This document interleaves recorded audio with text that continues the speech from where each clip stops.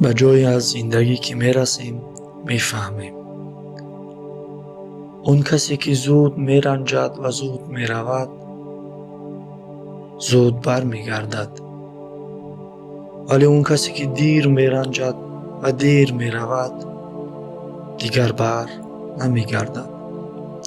به جایی از زندگی همان میرسیم میفهمیم که بزرگترین مصیبت برای یک انسان این است که سواد کافی برای حرف زدن نداشته باشد و نه شعور و نه عقل لازم برای خاموش موندن نیز نداشته باشد.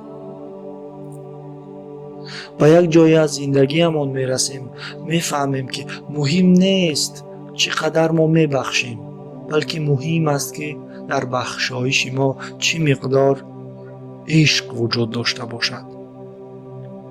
به یک جای از زندگی همان میرسیم میفهمیم شاید کسی که روزی با تو خندیده باشد از یادمان برود، اما هرگز اون کسی که با تو اشک میریزد فراموش نمی شود.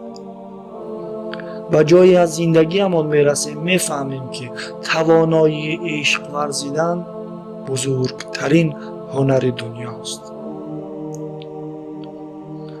به جایی از زندگی همان میرسیم و میفهمیم از دردهای خردی که آدم مینالد وقتی درد بزرگ به او میرسد لال میماند.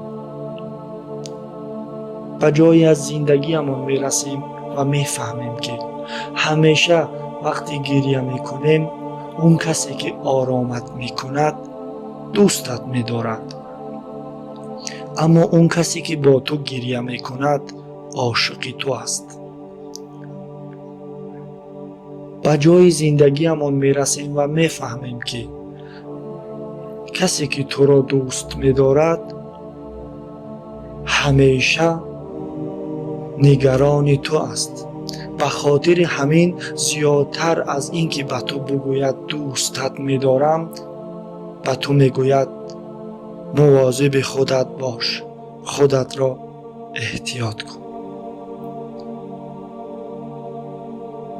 همه شما را دوستان به خدای یکتا می سپارم و به شما این را گفتنیم که مواظب و مراقب خود باشید، خودتان را احتیاط کنید. السلام علیکم و رحمت